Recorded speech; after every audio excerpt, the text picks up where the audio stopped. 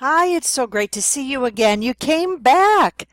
Thanks for joining us for session 2 of 3 classes entitled Rock the Crock. We'll have one more class on September 25th, the same time, 6:30 p.m., and in the same place, the Cardington Community Center. As we did last week, each of our sessions will begin with prayer, and each module will have a scripture-based theme. Every Monday, you'll receive some free gifts, all related to your slow cooker cooking. And on the last and final session, you'll receive a free crock pot and a pantry starter kit. So let's get started. Let's just do a quick review of what we covered last week. We talked about how that slow cooker works, and then we discussed some important safety tips when using the slow cooker. We introduced you to the 5-ingredient method for making your own recipe, and then we talked about some general cooking times in the crock pot. Let's take a moment and talk about what was your biggest takeaway from last week.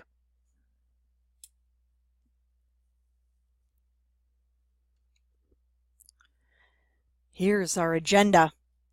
So today we're going to open with a prayer like last week from Pastor Adam. And after that prayer, we'll begin sampling some tasting meals that members of our church at St. John Lutheran Church Windfall have prepared for you in the crock pots. And then we'll quickly go through benefits of the slow cooker cooking, as well as some tips for slow cooking. We'll review do's and don'ts for the slow cooker use and meal planning while shopping. Then we'll review layering ingredients and converting conventional oven recipes to slow cooker recipes, so you can take your own recipes and change them. And then we'll just talk briefly about some other food and non-food items that are prepared in the slow cooker. And then don't forget, you get some free gifts.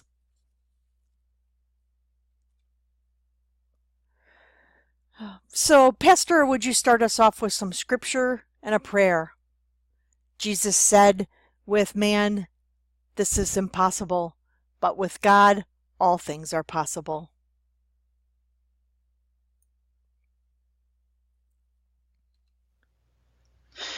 Why crockpot cooking? Let's spend a little time talking about the benefits of slow cooker cooking. Well, first, they save a lot of time while you're still preparing a nutritious meal. Secondly, there's a lot less mess to clean up. Typically one pan, and if you use crockpot liners, that makes that really easy too. You might need to clean up a cutting board and a knife for your veggies, and a pan for browning your meat if you have to, and a spatula, but typically just that one crock pot with a lid. It also uses a small amount of electricity to operate and less energy than an oven, so it won't heat up your kitchen like an oven does. It also eases your budget. Because of the low and slow cooking method, you can save money by buying cheaper cuts of meat because they're tenderized with the condensation in the crock pot.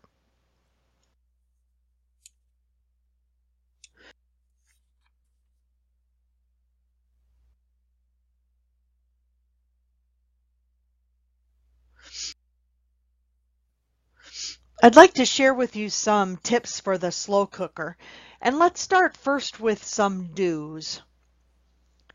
You should either spray your crock pot with non-stick cooking spray or use crock pot liners for easy cleanup.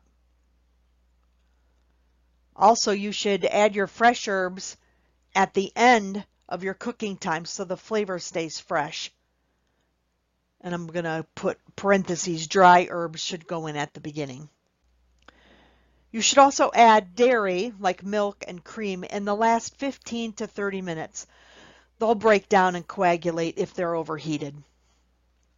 Also, brown your meat if you have a chance, as it increases the flavor of the meat. But you should know that the meat will not brown in the slow cooker. You should also store your leftovers in a shallow covered containers and refrigerate them within 2 hours. If you're cooking If you're going to use a timer like what you'd use for your Christmas tree to start the cooker an hour maybe or two after you leave, please make sure that your ingredients are cold when you put them in the crock pot. Now let's talk about some don'ts. Don't place frozen food in there without adding additional cook time. Don't keep lifting up the lid and taking a peek because heat escapes and it takes 20 to 30 minutes for the slow cooker to come back up to a proper temperature after you've lifted the lid. Don't add too much liquid. The meat and the veggies give off liquid while you're cooking them, and the lid won't allow that to escape. If you notice, though, that you have too much liquid, you can cook it on high with the lid off for about 1 to 2 hours to get some of that liquid to evaporate. Also, don't try to reheat your leftovers in the slow cooker. Reheat them on the stovetop or microwave or in the conventional oven. And don't let your food stand for longer than 2 hours after the cooking time ends. Let's talk a little bit about layering ingredients. We layer the ingredients in a certain order in the crock pot so that everything cooks best without getting mushy or not cooking at all. So the first layer is the veggies. They go on the bottom, and you should cut those and chop them roughly about the same size. Then goes your meat, and you're going to want to trim off any fat because fat will make the dish cook faster. And then you're going to add liquids, seasonings, enhancers mixed together.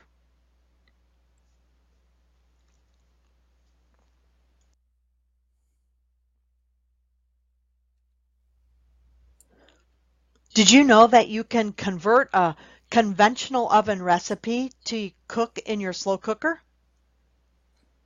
Let's talk a little bit about just some general tips for doing that. Crockpot food is ideal for foods cooked in sauces. So chili, yes, yes, yes, that's a perfect recipe for a slow cooker. Lasagna, you might have to keep an eye on it because it dries out really quickly. You're going to want to reduce the amount of liquid in the oven recipes when using the low setting. So the general rule is to reduce by half unless pasta or rice is in the dish because it's going to absorb that. Spices may need to be adjusted since whole herbs and spices are more flavorful in the slow cooker. So we usually reduce those by half as well. And if you have ground spices, you might want to add those during the last half hour of cooking so they keep their flavor. And some general cooking times and temps.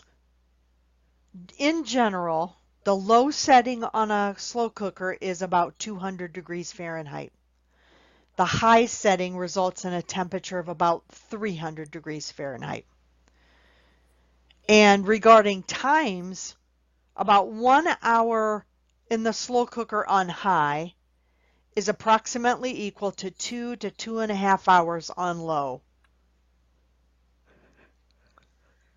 So let's talk about converting your recipes. If a conventional cook time is 15 to 30 minutes, then your crock pot cooking time should be to cook that on low for 4 to 6 hours. If your conventional cook time is 35 to 45 minutes, you should cook in the slow cooker for 6 to 8 hours.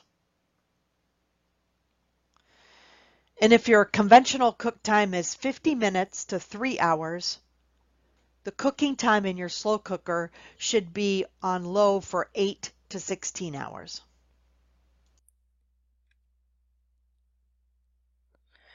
Let's take that favorite recipe of yours that you brought with you this week. Hopefully it was one that had been made in a conventional oven. Now, thinking about all we learned today about layering and about cooking time conversion, let's convert your recipe to a slow cooker recipe. And I want you to do two things. First, what order would you put the ingredients of your recipe in the slow cooker? In other words, what order would you layer ingredients? And second, what would the cooking time be as converted from a conventional oven to slow cooker? We'll work in groups about 10 minutes on this exercise, and then when we return, we'll review some of your recipes that you've converted and brought along with you and see if you would like to share those with your neighbor. Test 1, 2, 3.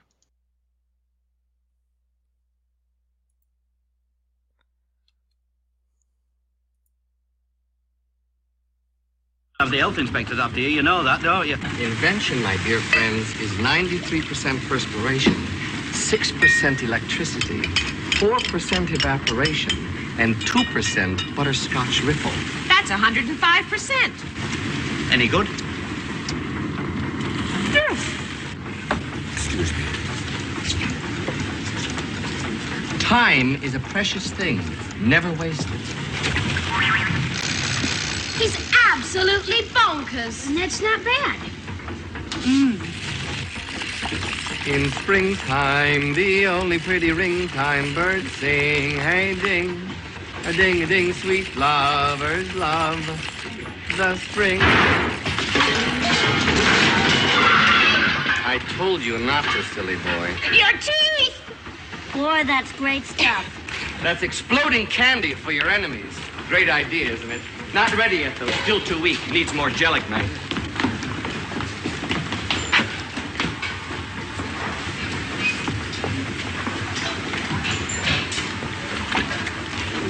What's that for? Gives it a little kick. Wonka. Butterscotch. Butter gin. Got something going on the side of it. Candy is dandy, but liquor is quicker. What's the matter? Too hot, Mr. Wonka? Too cold. Far too cold. That's gourmet cooking for you. So far, I bet you've been thinking of casseroles and other fast favorites you could make in your slow cooker, but there are many things I bet you didn't know you could make in a crock pot. Listen to some of these food items. You can make yogurt in there, cheese, ice cream and custard base, applesauce, granola. I also make my granola in my bread machine, corn on the cob, baked potatoes, hot dogs, bread, a whole turkey or a whole chicken. And then there are some non-food items. But please, you should not use the same slow cooker that you use to cook food in when making these items. For example, you could use the hot process soap making.